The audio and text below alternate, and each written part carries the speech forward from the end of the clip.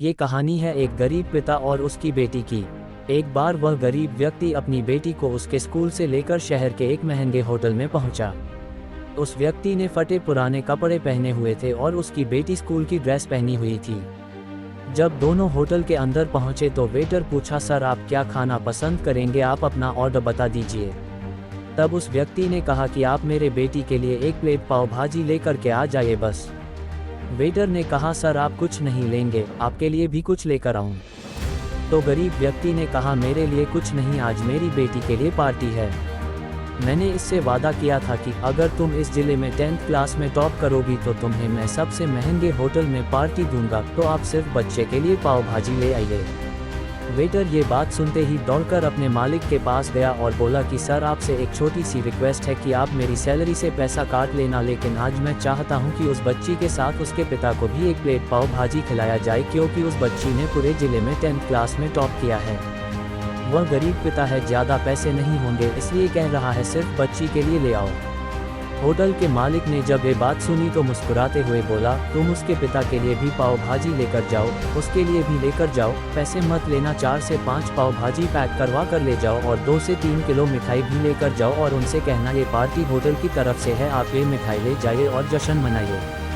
जब वेटर ने 2 प्लेट पाव भाजी लेकर गया तो वह व्यक्ति चौंक गया और बोला, मैंने तो एक ही मंगाई थी, मेरे पास पैसे नहीं है। वेटर बोला, अरे सर शर्मिंदा मत कीजिए, ये पार्टी होटल की तरफ से है, आपकी बेटी, हमारी बेटी ने टॉप किया है, ये मिठाइयाँ लेकर जाइए और जश्न मनाइए। पिता और बेटी खुश हो गए और चले गए। कई साल बीत गए। उस गरीब पिता की लड़की अब यूपीएससी की तैयारी करके कलेक्टर बन चुकी थी और इत्तेफाक से उसी शहर में उसकी पोस्टिंग हुई थी। उस लड़की ने उस होटल में सूचना पहुंचा दी कि मैं उस होटल में लंच करने के लिए आ रही हूं। होटल के मालिक ने जब ये सुना तो होटल को पूरी तरह से सजावा दिया। गांव में ये बात पूरी तरह से फैल गई और कस्बे के सभी लोग उन्हें देखने के लिए आने लगे। कलेक्टर अपने पिता के साथ उस होटल में पहुंची।